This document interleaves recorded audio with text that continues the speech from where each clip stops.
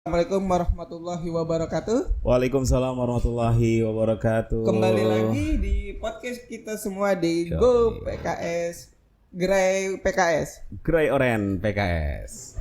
Nah, ini saya nggak sendiri. Saya bersama tamu saya, bersama Bang Gozi. Apa kabar Bang Gozi? Alhamdulillah baik, Bang Jadi. Gimana? Kadang alhamdulillah baik.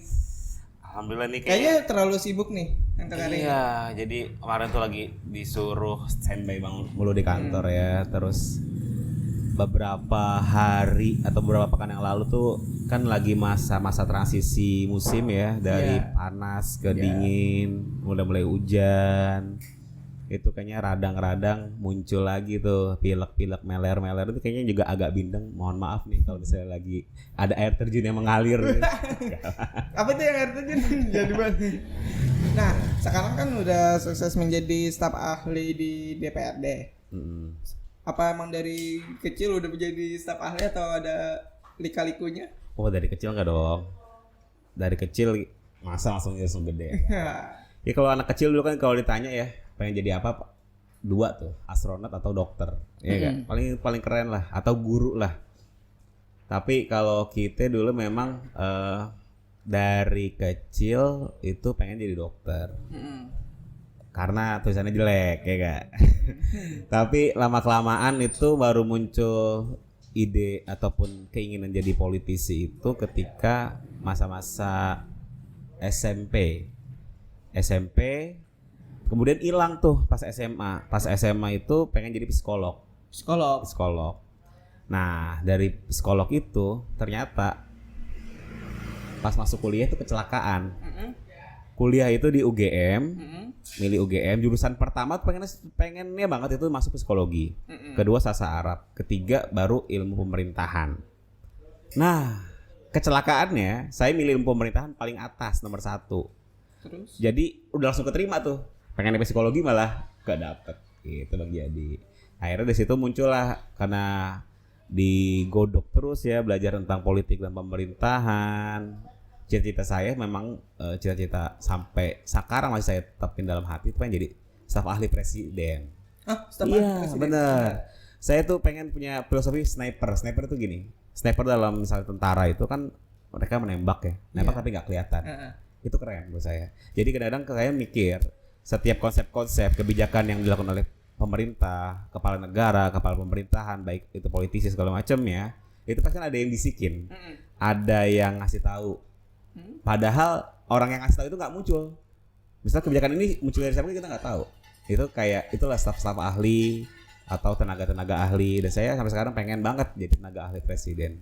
Artinya kebijakan negara ini diucapkan oleh presiden, keluaran presiden, tapi kemudian ada yang bisikin tenaga ahlinya. Gitu. Tapi kan kalau sekarang jadi staf ahli di DPRD kan, bukan DPRD. presiden. Iya. Bisa naik dong ke DPRD. Jadi staf ahli anggota DPRD. Karena beda lagi, ada DPRD lembaga, sebagai lembaga itu juga ada punya staf ahlinya. Kalau saya sebagai anggota. Bisa naik dong. Karena ini adalah karir politik, naik atau turunnya itu tergantung dari partai politiknya yang kita ada di sana. Kebetulan saya di PKS, jadi PKS nanti memberikan amanah kepada kami seperti apa, itu naik turun seperti. Jadi nggak bisa berkarir seperti misal kita kerja sekarang jadi staff, besok jadi manajer, besok jadi direktur. Nggak sesimpel itu. Tapi ada proses-proses politik, ada proses-proses loyalitas, ada proses-proses pembinaan juga di partai politik yang akhirnya kita diberikan amanah. Jadi bukan kita meminta amanah untuk dijadikan ini itu, tapi kita diberikan amanah untuk jadi tenaga ahli kah, besok jadi seperti apa itu adalah kita diberikan gift. Jadi bukan kita purpose atau demand. Kalau tentang tenaga ahli staff itu maksudnya apa sih? Tenaga ahli praksi maksudnya? Jadi gini. Yang dimaksud itu? Jadi kan di DPRD sendiri gitu ya. Iya. Ada 2, pimpinan dan anggota. Dan kalau misalnya kita bicara alat kelengkapan DPRD, itu terdiri dari pimpinan, badan-badan, dan ada komisi-komisi. Yang semua itu bernaung, ada anggota-anggotanya. Fraksi sendiri itu bukan alat kelengkapan DPRD. Dia jadi pelengkap sebagai representasi partai politik yang ada di DPRD. Nah, staf ahli atau tenaga ahli itu digunakan untuk mensupport setiap anggota-anggota DPRD yang di sana. Dan officialnya itu ada dua tenaga ahli masing-masing anggota. Meskipun dalam realitanya biasanya satu anggota dewan tuh punya 5 sampai 7 orang. untuk mensupport anggota dewan tersebut, baik itu secara personal, baik itu secara konten-konten, secara media ataupun secara kebijakan-kebijakan, baik itu legislasi maupun anggaran. Nah, kebetulan saya diamanahkan untuk mensuplai data-data ataupun hal-hal yang berkaitan dengan kebijakan-kebijakan, karena base dari sekolah saya dulu di pemerintahan, kebijakan publik gitu. Jadi mudah-mudahan bisa mensupport setiap anggota dewan yang ada di fraksi PKS. Nah, kalau fungsinya sendiri Fungsi apa nih? untuk itu apa namanya, tenaga ahli staff? Itu kita mensupport data, baik itu kebijakan-kebijakan, misalnya gini.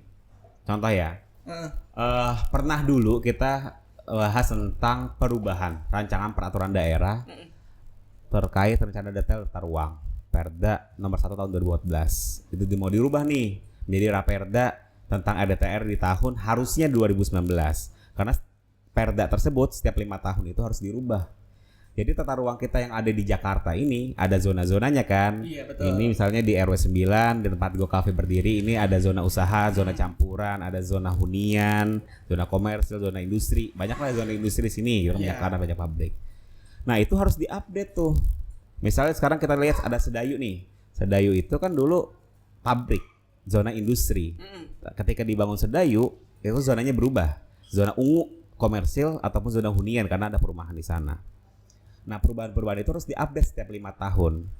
Nah, caranya untuk mengupdate, gimana caranya kita melihat masukan-masukan dari masyarakat, masukan-masukan yang secara akademis, ini tempat harus di zona apa, itu harus disupport oleh tenaga-tenaga ahli, oleh staf-staf ahli, ataupun oleh ASPRI gitu ya. Ada istilahnya itu tenaga ahli, tim support, asisten pribadi, ya kan?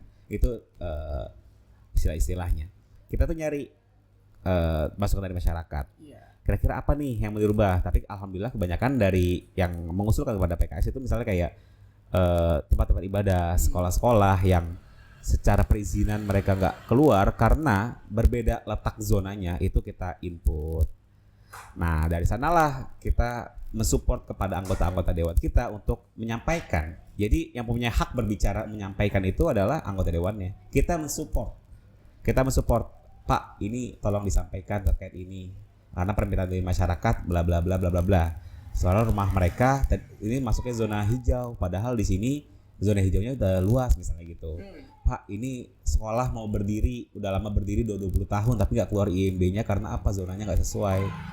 Tolong diusulkan untuk dirubah zonasinya. Itu pada saat perancangan peraturan daerah. Walaupun endingnya perda tentang RDTR itu di switch bukan lagi perda tapi menjadi perda. Itu salah satunya Bang Jet terkait fungsi tenaga ahli puyeng kan. Pusing banget sih. Apalagi kalau terima proposal itu juga kita itu kita yang nampung itu kan, kita klasifikasi itu proposal di mana, kegiatan apa, itu juga kita bantu lah. Jadi kita tim support, namanya support mensupport siap sistem. Abang masuk DPRD itu komisi D. D itu Komisi D. Pembangunan ya? Pembangunan dan lingkungan hidup. Pembangunan dan lingkungan. Nah, kalau mau nanya pembangunan gimana selama 5 tahun Pak Anies menjabat itu, pembangunan di Jakarta bagaimana menurut Pak? Ya, pertama bicara Pak Anies Baswedan, ini berat banget pertanyaan langsung ya. Jadi itu ada namanya RPJMD, Rencana Pembangunan Menengah Daerah. RPJMD, Rencana Pembangunan Menengah Daerah, RPJMD. Nah, disitulah tercipta bagaimana planning Pak Anies dalam pembangunannya. Jadi kita concernnya memang Pak Anies itu pertama membangun fasilitas publik, yang kedua membangun taman-taman interaksi, lalu yang ketiga dia fokus membangun hunian-hunian vertical housing, artinya ingin memfasilitasi sebanyak-banyaknya bagaimana masyarakat harus punya rumah itu. Dan yang ketiga yang keempat itu yang terkenal banget itu bagaimana membangun alat transportasi yang dimiliki hampir semua orang, yaitu apa? Jaklingko bukan. Maksudnya? Kaki. Kaki. Harus dibangun trotoarisasi diutamakan di tengah-tengah kota atau pusat-pusat kota. Nanti merembet ke daerah-daerah yang seperti di Cakung ini. Itu pertama visi-visi dari Pak Anies dalam pembangunan. Lalu yang kemudian yang menarik nih yang menjadi perbedaan menurut saya kalau bangun kayak gitu di daerah-daerah lain juga ada lah gubernur siapapun yang sebelumnya juga melakukan itu. Cuman yang agak menarik yang menurut saya unik dan mengapa beliau dicintai dan dipilih oleh masyarakat itu ini sisi humanismenya. Jadi pembangunan yang dilakukan ataupun yang diinisiasi oleh pemerintahan Pak Anies sekarang ini mengedepankan kolaborasi satu, kedua humanisme. Kita sama-sama tahu lah namanya kalau bicara hukum, bicara masalah peraturan A ya A, B dan B, ya kan itu makanya kalau itu kan hukum itu pakai seperti dia tidak melihat ini siapa dan ini bagaimana. Pembangunan di Jakarta harus melibatkan seluruh elemen masyarakat satu dan juga pihak-pihak lain baik itu swasta. Jadi nggak melulu pembangunan itu dilakukan oleh pemerintah. Karena Bang Jiyadi kalau misalnya kita lihat negara-negara yang maju, semakin maju suatu negara, semakin modern satu negara, maka pembangunannya itu bukan full oleh pemerintah, tapi melibatkan unsur-unsur lain. Kalau masyarakat bisa, kita support. Jadi ini adalah lahan Pemprov, dibangun oleh swasta, dinikmati oleh publik, dikelola oleh publik. Iya. Jadi beban negara, beban pemerintah itu terbantu kan ada namanya collaboration. Makanya sekarang itu kita mencanangkan Jakarta City of Collaboration. Jadi dalam pembangunan juga Jakarta itu mengedepankan sisi kolaborasi. Makanya kita lihat kalau misalnya rumah susun sekarang, rumah-rumah kampung-kampung susun, halte-halte itu mengedepankan kolaborasi. Jadi yang bangun tuh hanya pemerintah, tapi melibatkan misalnya seniman gitu ya, unsur-unsur masyarakat lainnya dan juga pihak swasta. Ada elaborasi juga bagaimana pendanaannya segala macam. Terus yang kedua humanisme itu tadi saya bilang kalau misalnya letterlock kita bicara pembangunan maka bisa dipastikan hampir sebagian besar ya masyarakat kita mungkin udah nggak bisa bangun sesuatu atau rata lah di bangunan karena banyak perlebaran jalan, banyak pembangunan fasilitas publik. Tapi Pak Anies ini di eranya gubernurnya sekarang mengedepankan komunikasi dulu gitu. Mana yang prioritas dalam pembangunan, mana yang tidak. Jadi tapi tetap di DPRD itu digoreng terus tuh. Ayo dong, mana ayo bangun-bangun. Misalnya kalau terkenal sekarang itu masalah normalisasi dan naturalisasi dalam upaya pencegahan banjir. Kita sama-sama tahu salah satu penopang kali di Jakarta itu Kali Ciliwung. Dan Kali Ciliwung itu kan saat ini memang banyak dihuni atau banyak hunian-hunian yang tidak sesuai. Pada perintahan sebelumnya diusulkan untuk digusur, dipindahkan ke rumah susun, mendapat tempat yang lebih nyaman, lebih layak gitu kan. Tapi pada kenyataannya setelah dialog masyarakat sana belum mau. Akhirnya konsep normalisasi itu harus dirubah menjadi naturalisasi. Artinya sekarang kita lihat ya banyak misalnya perdalaman untuk upaya pencegahan banjir itu bukan hanya membeton pinggir-pinggir kali dan menggusur masyarakat yang di pinggirnya, tapi juga diupayakan pengerukan sedalam-dalamnya dan juga dibikin sumur-sumur resapan di beberapa titik-titik yang rawan banjir. Itu. Jadi ada dinamisasi.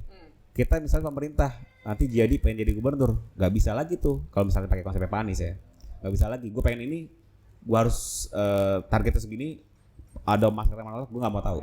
Gak bisa kayak gitu. Pak Anies itu hebatnya adalah apa yang dia mau dikomunikasikan, ada masyarakat, ada masukan ditanggapin dan akhirnya dimusyawarahkan dan akhirnya program yang diciptakan itu bukan top down tapi bottom up.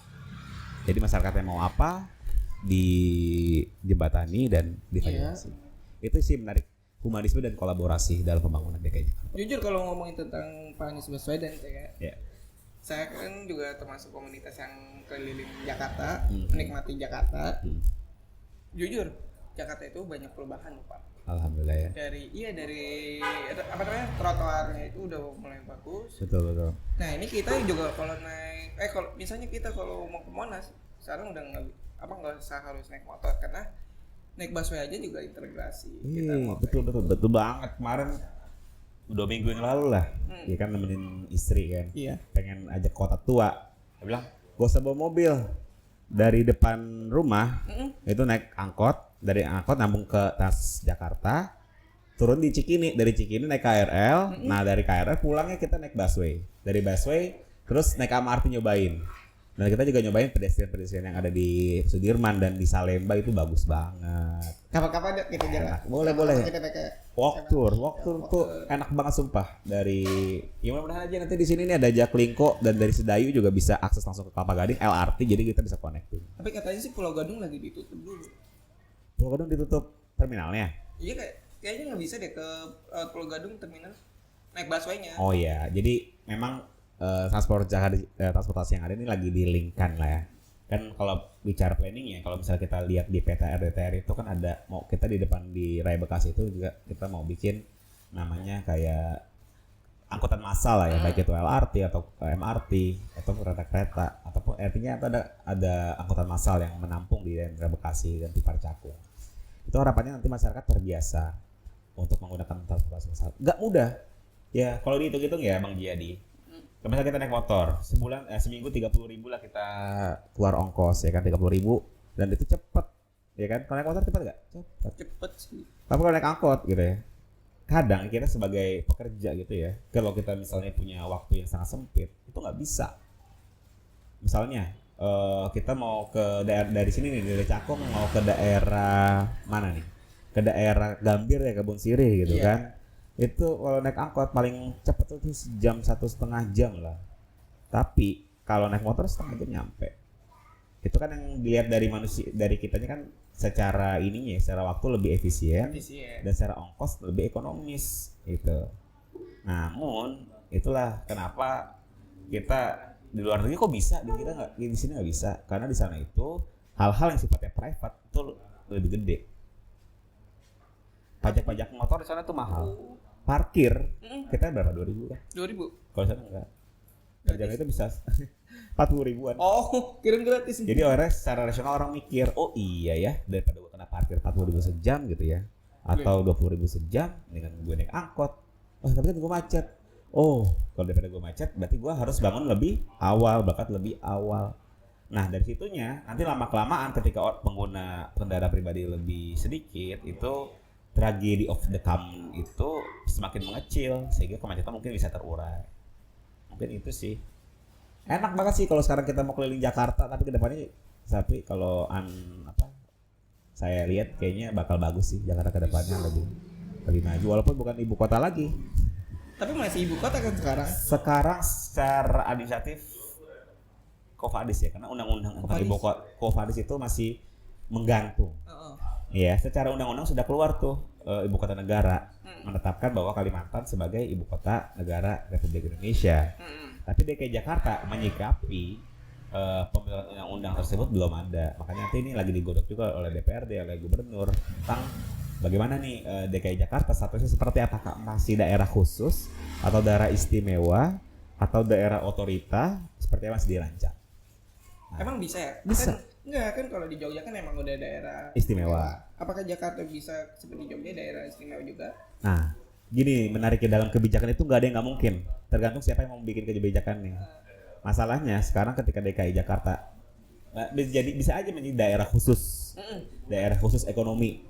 Nah, cuman masalahnya ada nggak nih cantolan hukumnya kita bisa membentuk nama yang daerah khusus ekonomi gitu.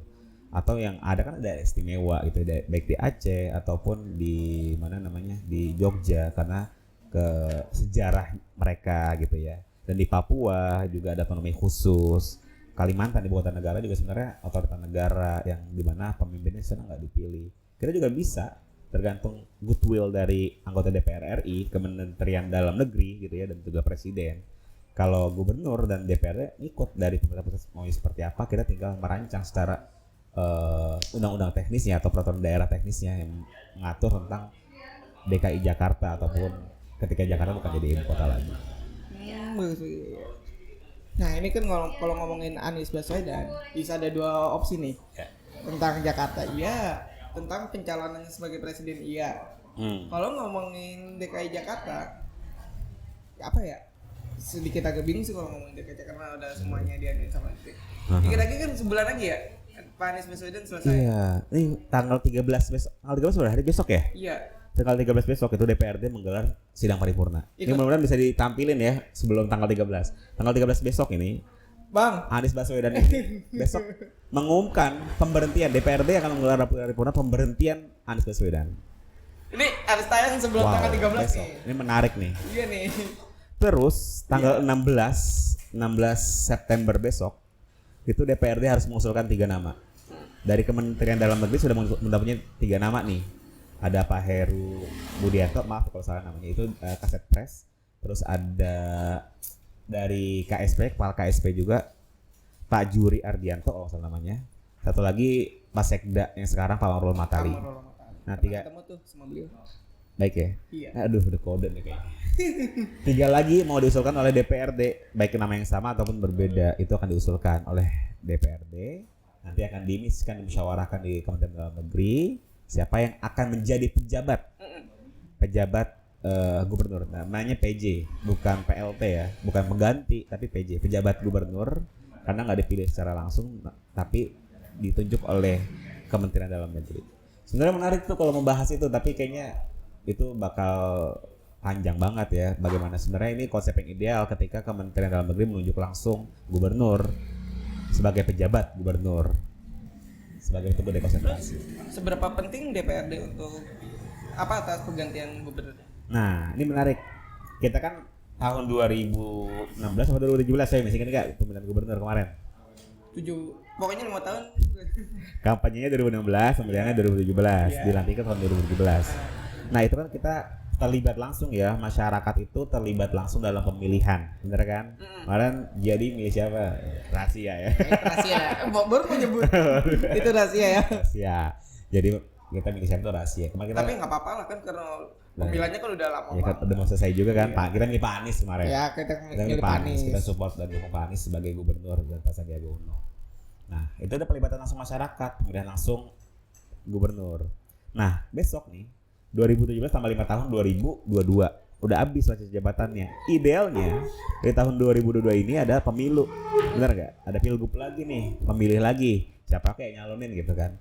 Tapi ternyata undang-undang nomor 7 tahun 2017 tentang pemilu mengamanatkan bahwa setelah undang-undang tahun 2013 itu disahkan, pemilu gubernur itu harus digabung dengan pilpres dan pileg dan pilkada. Yang tadi pilgub itu pilkada namanya, secara serentak di tahun yang sama. Maka dari itu ditetapkan setelah tahun 2017 itu ditetapkan bahwa pemilu selanjutnya tahun 2024 itu harus dilakukan serentak, pilgub, pilkada gitu ya, pileg, pilpres di tahun yang sama. Lalu yang sudah 2017 sudah baru pemilihan dan 2022 selesai harus gimana? Harus ditunjuk oleh Kemendagri, dekonsentrasi wakil pemerintah pusat yang ada di daerah. Ditunjuklah. Nah, DPRD perannya lagi nih. Ketika itu ditunjuk secara tidak langsung kan pejabat gubernur itu nggak punya legitimasi dong. Ini siapa nih? Gue nggak pernah merasa milih gitu ya. Tiba-tiba jadi ngejabat gubernur, enak banget. Kalau bahasa anak muda sekarang nih, anak milenial bilangnya gubernur hasil giveaway. Siapapun yang jadi nanti ya itu ditunjuk, nggak dipilih langsung oleh masyarakat. Nah, ketika DPRD sebagai wakil dari masyarakat, representasi dari masyarakat setidaknya gitu ya, dia kan mendiskusikan, mengusulkan nama-nama. Itu adalah bentuk legitimasi, penguatan. Oh iya, ada andil DPRD di sana dalam melakukan pemilihan. Ada transparansi ya, jadi nggak boleh nih Kementerian Agri ujuk-ujuk mengusulkan, oh gue mau nanya, walaupun berhak ya, nggak diamanatkan berhak. Kemendagri presiden tuh berhak untuk, oh deh gue pengennya si ini nih yang jadi PJ, jadi pejabat gubernur. Tapi adanya DPRD itu artinya pelibatan musyawarah, walaupun tidak secara langsung, harusnya kan secara langsung idealnya. Tapi karena nggak ada pemilu, diundur 2024, 2 tahun ini perlu legitimasi pejabat gubernurnya. DPRD hadir untuk memberikan usul nama dan legitimasi masyarakat yang ada. Berarti selama 2 tahun itu Pak Anies udah nggak ada jabatannya, atau kayak kita yang jadi masyarakat umum? Iya, otomatis ketika dia bukan gubernur maka dia masyarakat biasa. Walau alam kalau misalnya besok dia mau langsung jadi auxiliary states atau menjadi komisioner atau mau balik lagi ke kampus sebagai akademisi mau ngajar, atau basic beliau juga kan adalah seorang relawan ya. Beliau tuh aktivis pendidikan, aktivis ekonomi, bisa juga banyak hal. Beliau itu menurut saya banyak warna ya, gak hanya sebagai pemerintah, bukan hanya sebagai gubernur, tapi dia punya basicnya adalah relawan aktivis dari di BMKM dulu ya, namanya Senat Mahasiswa. Terus status pembangunan apabila Pak Anies sudah selesai apakah masih berlanjut atau? Jadi gini, RPJMD itu rencana jangka menengah daerah itu kan dari 2017 sampai 2022. Nah, nanti juga menarik juga nih, akan ada ponten, kalau bahasanya ada nilai dari DPRD. Nilainya gimana, catatannya seperti apa, ya kan? Berhasil nggak RPJMD-nya? Terus nextnya seperti apa tahun 2022 sampai 2024? Harus ada RPJMD lagi khusus. Itu menjadi RPJMD itu sebagai benchmark apa ya? Sebagai indikator. Jadi gini, jadi nih kalau mau ke mana ya? Mau ke Sudirman. Sebelum berangkat, nggak ujung-ujung berangkat. Iya. Oh saya mau bikin plan nih. Saya dari sini naik KWK 03 ya kan. Turun di Raya Bekasi. Raya Bekasi saya lanjut lagi. 41 udah nggak ada ya? 41 ya? 41 udah nggak ada. Makanya ini sekarang ada busway di Ada Cakung. busway. Saya mau naik busway dari Pasar Cakung sampai Pulau Gadung. Dari Pulau Gadung lanjut lagi. Itu planning tuh. Terus sampai akhirnya sampai Sudirman naik MRT gitu. Itu ada planning set. Tapi kadang ya dalam apa namanya realitanya kita nggak sama dengan planning itu, nggak sama dengan RPJMD itu. Misalnya, wah tiba-tiba hujan deras nih gitu kan. Iya. Tiba-tiba banjir nih. Kebetulan lagi ada rezeki, ada saldo GoPay. Gitu kan. Dari Bang Ogi gitu. Dari Bang Ogi ya. Ya udah kita naik Gojek aja lah biar simple. Bisa nggak? Bisa sih. Lebih cepat tapi lebih mahal gitu kan. Jadi RPJMD itu planning. Sebelum kita melancarkan sesuatu, sebelum kita melakukan kebijakan sesuatu, itu ada planning. Tapi kadang planning itu kadang di tengah jalan tuh nggak sesuai atau ada hal-hal yang bisa memfitkan kebijakan. Jadi kayak gitu. Nanti 2022 sampai 2024 ada RPJMD lagi yang disusun bersama antara pemerintah dengan gubernur dan DPRD. Gitu. Berarti ini enggak, kalau ngomongin gubernur ini kan udah mau selesai. Ini kalau yang pembangunan yang belum selesai apa dilanjutin lagi? Itu dianggap tidak berhasil. Tidak berhasil dong. Tidak mencapai target gitu. Oh, tidak mencapai target.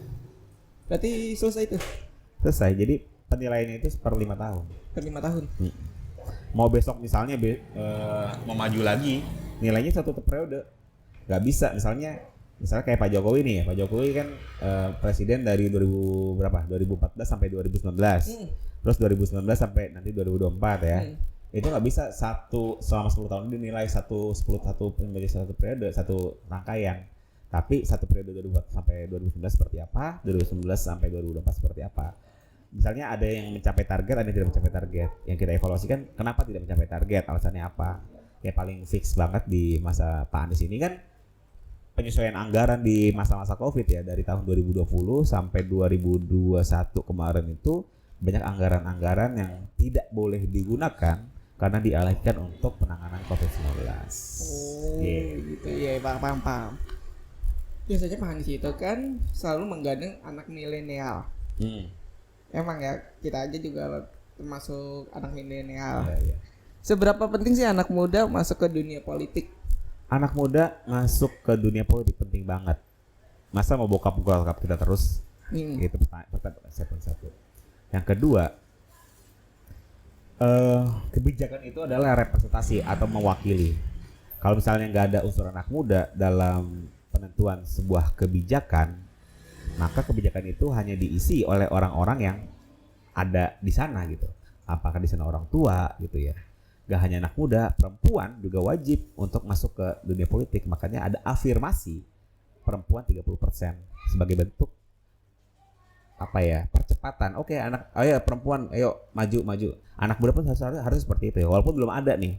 Tapi di partai yang saya tangani ini, orang-orang dulu ya, PKS, itu ada afirmasi juga. Anak muda tuh harus muncul untuk pemermukaan, untuk hadir sebagai representasi dari masyarakat. Karena masyarakat itu kan gak cuma orang tua.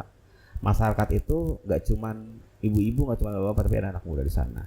Hadirlah pemikiran seperti apa.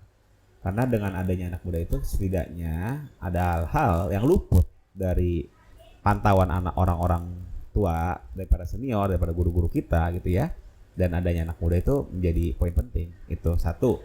Kedua, anak muda itu identik dengan sebuah keberanian, nah ini yang menarik. Anak muda itu tidak punya beban sejarah. Iya kan? Iya sih. Nah, kita yang maju nih kadang besok jadi masuk menjadi politisi gitu ya. Kalau orang-orang tua kadang punya senggolan-senggolan sebelumnya, ada masalah-masalah sebelumnya. Nggak semuanya ya, tapi ada lah beberapa. Tapi kalau anak muda kita nanti tulis aja nggak?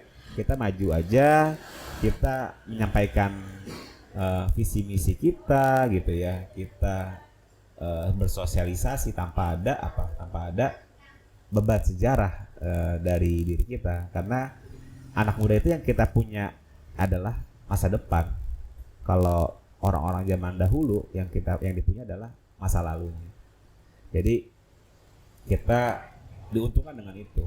Terus selain itu, walaupun ini quote and quotes ya, anak muda itu lebih produktif dalam hal kesehatan juga lebih oke, dalam hal aktivitas dinamisasi juga lebih oke.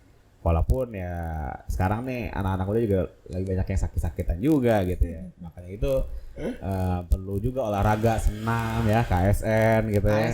Atau gym, running gitu ya, lari atau hal-hal yang bersifat olahraga tuh lebih dekat dengan anak-anak. Gitu. Nih, kebanyakan anak muda itu anak SMA. Misalkan anak SMA yang belum kuliah. Otomatis kan dia nggak bisa masuk ke belum bisa daftarin dirinya untuk jadi anggota DPR, anggota PKS, anggota PKS lagi, anggota partai. Nggak bisa belum bisa berketemu langsung. Ya. Nah, terus bagaimana sih partisipasi anak muda dalam demokrasinya? Jadi gini, bicara masalah apa sih kategori anak muda?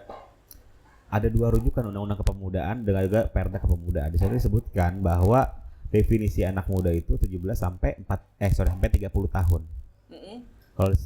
Kalau di atas itu atau di bawah itu bukan anak muda tuh jatuhnya. Iya kan? Tua. Jadi pertanyaannya kalau 17 sampai 30 anak muda kalau dalam undang-undangnya, walaupun ada juga rujukan lain bahwa anak muda itu adalah orang-orang yang masih bersifat dinamis, orang-orang yang masih aktif dan mempunyai pemikiran-pemikiran yang sangat energik. Itu juga disebut anak muda. Pertanyaannya kemudian gini, kalau misalnya belum 17 tahun, even dia udah masuk anak muda atau remaja gitu ya, tapi apakah ketika umur 17 tahun kita baru masuk ke dunia politik? Apakah ketika kita sudah punya KTP baru kita bisa masuk dunia politik? Jadi bicara politik itu kita jangan menyempitkan arti politik itu. Politik itu kan identik dengan pemilihan, nyalek, nyapres. Kalau misalnya demikian, maka betul 17 tahun baru bisa. Kenapa? Hak pilih itu baru dimiliki oleh orang yang sudah memiliki KTP, kartu identitas, dan KTP di negara kita baru dimulai tahun 17 tahun. Nah, sebelum 17 tahun itu seperti apa gitu ya? Kita saat itu masih kuliah, masih SMA, SMP, maka pendidikan politik itu juga harus ditanamkan. Kalau misalnya kita peras, politik itu kan nggak cuma pemilu ya. Politik itu nggak cuma bicara siapa memilih siapa dan apa visi-visinya, tapi politik itu juga adalah bagaimana seni untuk kita mendapatkan sebuah power. Kita punya cita-cita nih, kita punya target ya kan, dan cara untuk mencapai target itu adalah politik. Jadi Meriam Budiarjo dalam bukunya menyampaikan bahwa politik itu bukan melulu masalah partai, politik itu bukan melulu masalah capres cawapres, politik itu bukan masalah pemilu atau anggota dewan, tapi politik itu adalah kita punya target, kita punya impian, dan bagaimana cara kita mendapatkan target itu adalah politik. Tadi kayak misalnya Jiyadi ini mau ke Sudirman. Nah, cara Jiyadi mau ke Sudirman itu adalah proses politik. Kenapa? Misalnya minta ongkos dulu, nyari ongkosnya, ngerayu Bang Ogi biar ngasih gopay gitu. Itu adalah politik. Nah, sekarang gini, kalau kita caranya tinggal politik itu baik atau enggak, itu yang perlu kita hadirkan dari dini ya. Misalnya jadi mau ke Sudirman naik Gojek tapi nggak ada GoPay, caranya adalah malak orang atau nunggu dikasih, atau kita pantangin nih giveaway dari siapa nanti dapat GoPay. Nah itu yang perlu dilakukan. Oh, cara untuk mendapatkan sesuatu kita perlu hal-hal yang baik. Maka disitulah dari sejak dini ya, dari bukan hanya dari SMP SMA, tapi sejak dari awal kita lahir itu kalau bisa diedukasi. Misalnya kita punya target impian, yuk fokus yuk dengan target kita, yuk fokus yuk dengan apa yang mau kita harapkan. Kira-kira kalau misalnya kita mau A tapi kita nggak sesuai dengan jalur-jalurnya untuk mencapai A itu, maka kita kan nggak fokus ya, berarti itu tidak bisa mencapai target. Maka dari itu perlu pendidikan dari dini, dari SD, SMP, SMA, itu adalah edukasi politik secara luas. Gak melulu masalah itu, sekali lagi politik itu gak melulu masalah capres-cawapres, pemilu, perolehan suara, kampanye, itu gak melulu itu. Politik itu bisa diartikan sebagai sebuah cita-cita, sebagai sebuah power. Pendidikan adalah politik, dan cara untuk kita mendapatkan pendidikan adalah politik. Politik adalah cara. Apakah boleh sih apa ya sosial kita itu untuk otokritik politik? Sangat boleh, sangat harus. Cuman pertanyaannya gini, kita udah melek belum? Kita udah ngerasa belum apa yang menjadi hak kita, apa yang menjadi kewajiban kita? Kadang bukan hanya ini masalah usia ya, tapi ini masalah kepekaan. Jadi tua itu adalah kepastian, tapi dewasa itu adalah pilihan. Sama seperti kita tadi ya. Berjalannya hidup adalah sebuah kepastian. Ada atau tidaknya kita itu hidup tetap berjalan, ya kan? Tapi kepekaan itu adalah masalah pilihan. Kita peka nggak nih dengan sekitar kita? Kita peka nggak nih dengan hal-hal yang sudah dibuat pemerintah? Ada istilah itu negeri autopilot. Ada pemerintah atau tanpa pemerintah ya negara ini tetap berjalan gitu. Kita kritik atau enggak kita kritik, negara ini tetap berjalan. Tapi yang paling penting adalah kita hadirkan kepekaan kita. Kepekaan itu pertama fungsinya adalah untuk memberikan kontrol ataupun pengawasan kepada yang membuat kebijakan. Itu. Jadi kuliah ini ya, jadi kuliah politik dan kebijakan publik nih kita. Aduh. Sampai berapa lama nih kita? Dapat ini nih.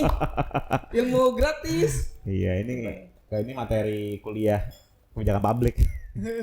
Jadi melakukan fungsi kontrol dan pengawasan adalah yang kita timbulkan ya dari sekarang. Nah, nih terakhir pertanyaan paling tajam yang saya mau tanya. Waduh. Ini ada hubungan sama PKS. Oke. 2024. Oke. Presiden Anies Baswedan. Ini ada siap menjawab Pak? Insya Allah. Ya kan nggak tahu juga. Oh udah tahu jangan tanya saya kan jawaban juga ya. Tahu deh ini kayaknya layak ditayang nggak nih pertanyaannya? Nih ada pertanyaan. 2 tahun menjelang pemilu 2024 akan menjadi peluang sekaligus tantangan bagi Partai Keadilan Sejahtera atau PKS. Yep. Sebagai partai oposisi, mungkinkah PKS mampu bertahan menjadi partai papan menengah atau justru layu? Oke. Nah itu pertanyaannya. Pertanyaannya mungkinkah kalau ditanyakan kepada pengurus partai atau pimpinan partai, pasti jawabannya optimis bisa, dan kita bisa berkembang karena setiap konsentrasi politik, partai politik pasti punya target. Gak mungkin kayaknya kita kalah aja deh besok, nggak mungkin dong. Siapa partai yang mau hadir itu, baik yang baru mau yang lama, ketika hadir yang penting mah kita ada aja gitu kan.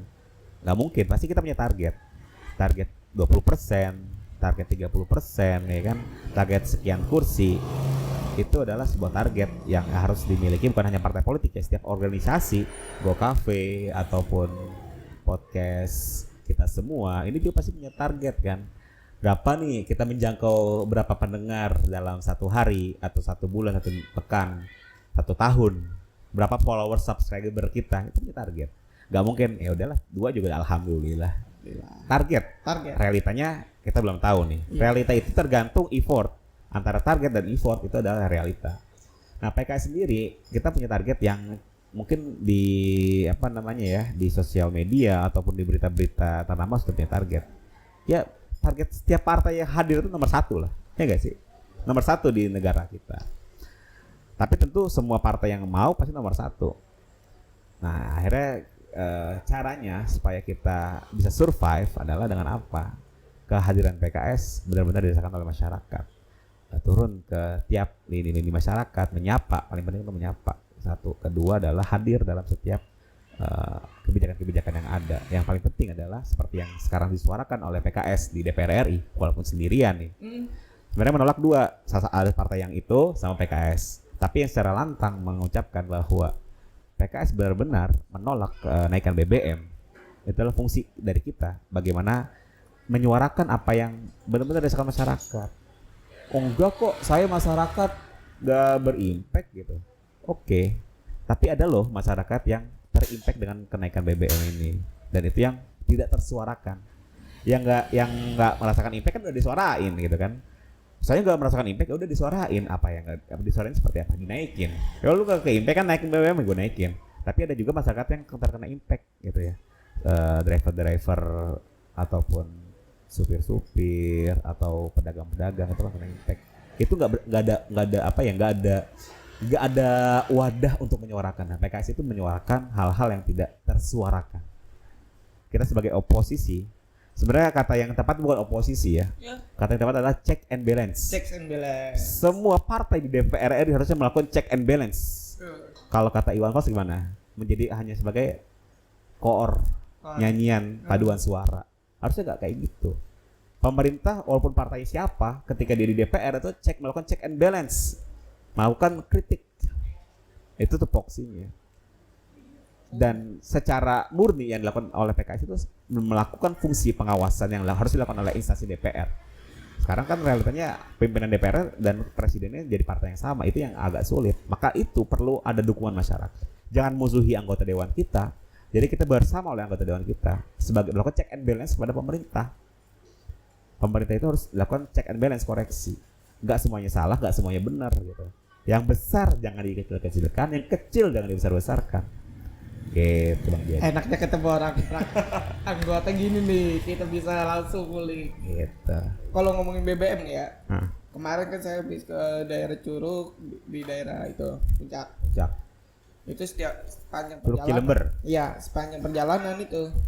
Kayak kemarin kita lewat Kebon Raya Bogor. Banyak orang-orang PKS lah. Itu banyak yang demo bikin spanduk-spanduk gitu. Udah merasa lah ya. Saya salut sama PKS. Satu, dia berani Makasih. menyuarakan di media sosial tentang kenaikan. Terima kasih. Iya.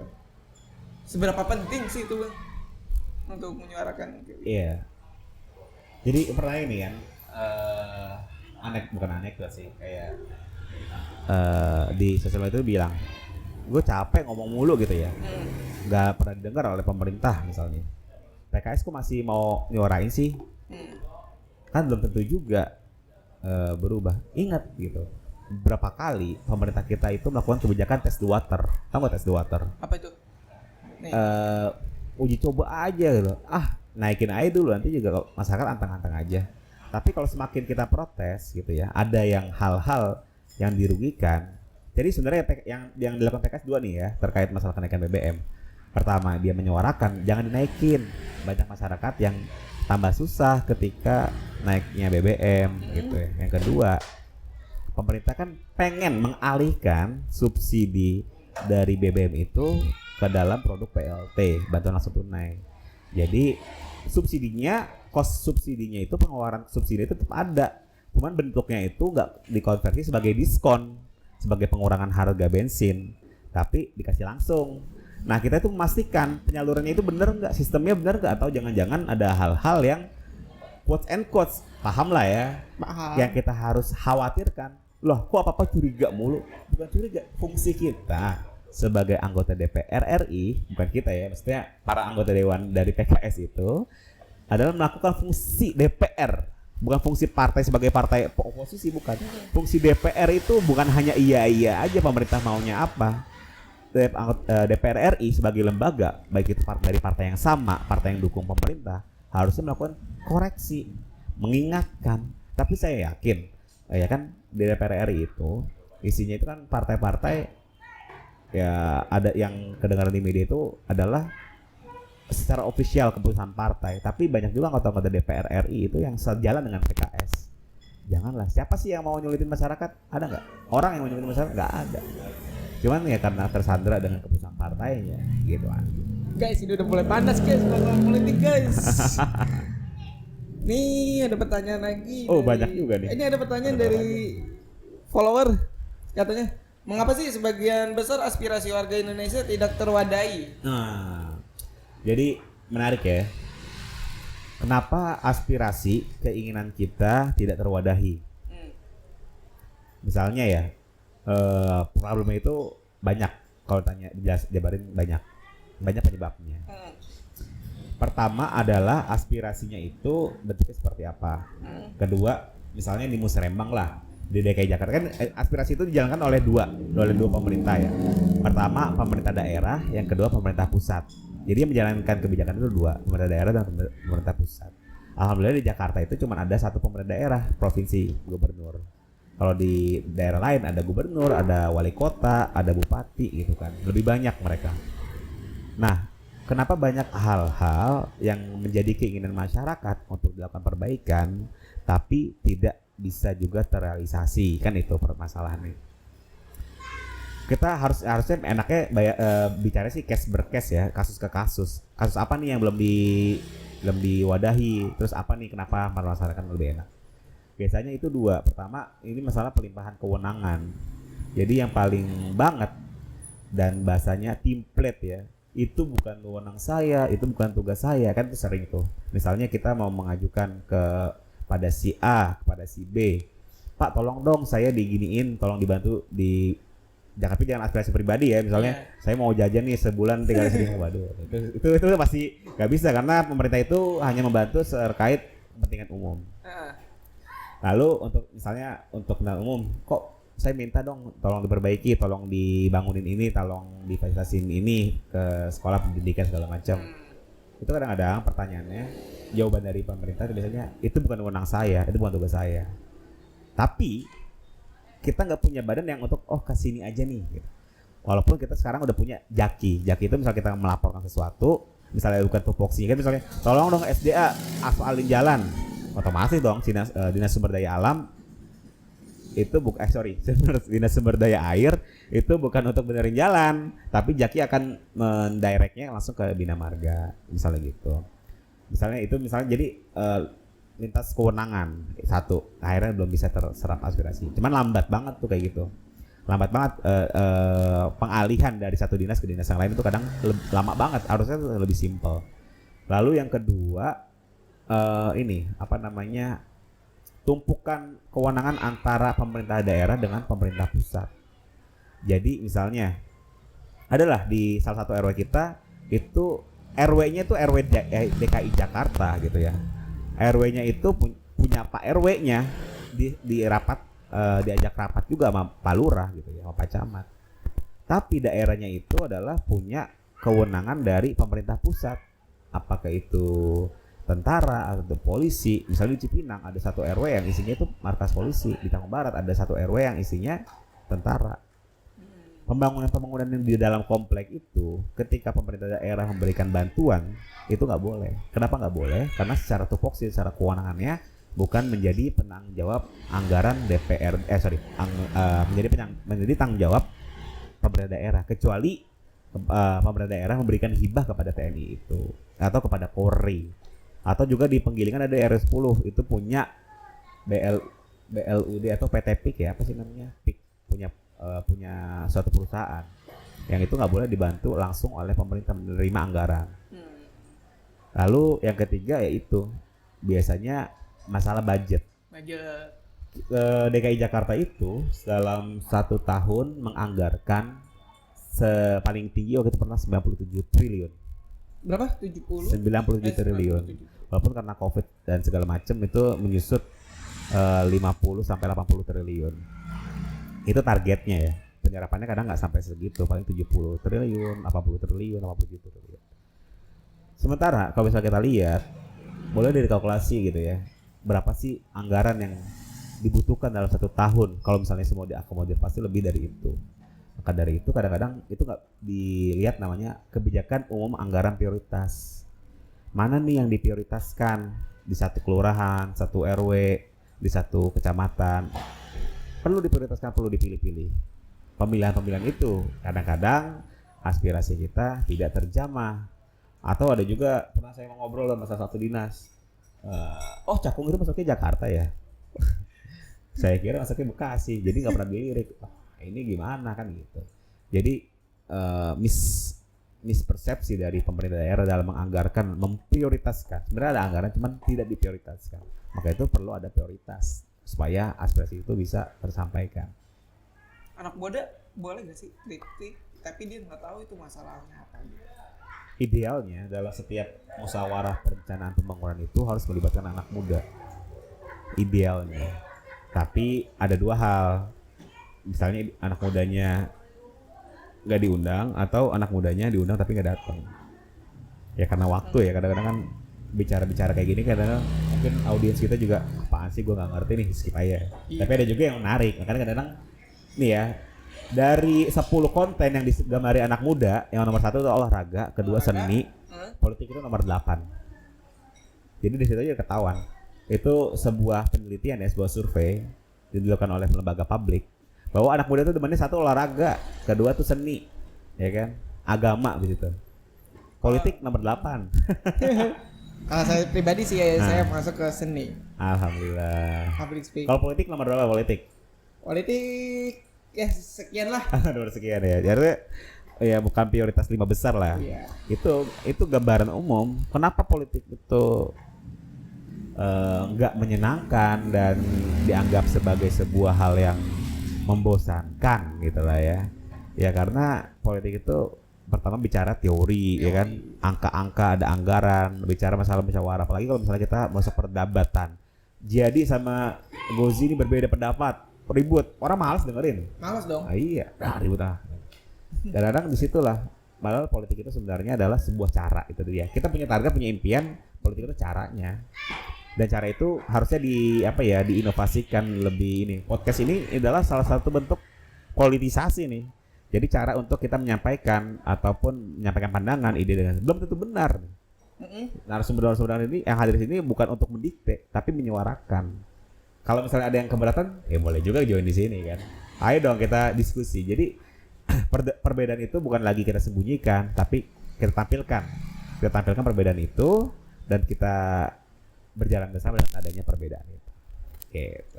Wah, udah jam berapa ini? Udah 1 jam kita ya ngobrol ya. Masya Allah. Udah 1 jam ya kita ngobrol. Nah, ini udah terakhir. Bener-bener terakhir, finish. Siap, insya Allah. Apa sih harapan Bang Gozi selaku fraksi untuk anak muda? Kalau selaku fraksi kayaknya nggak bisa ya. Terus gimana?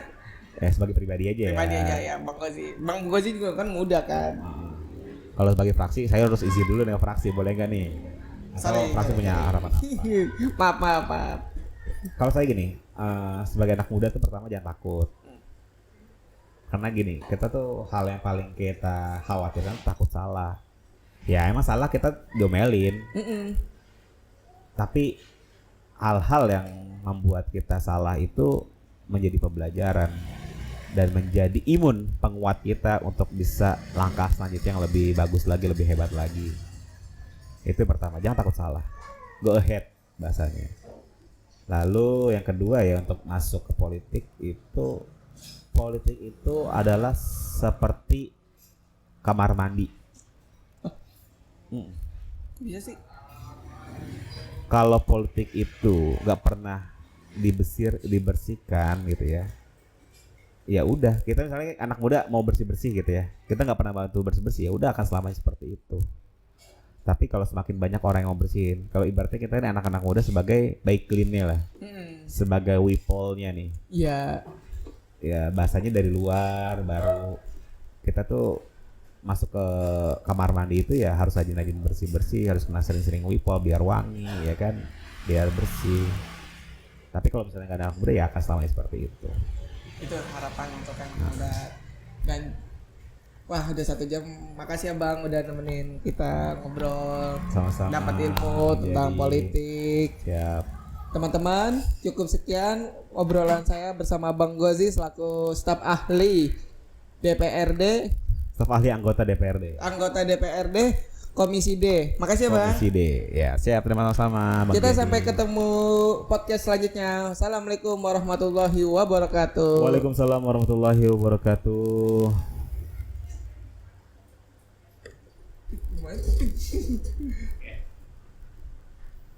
Sejam ada bang?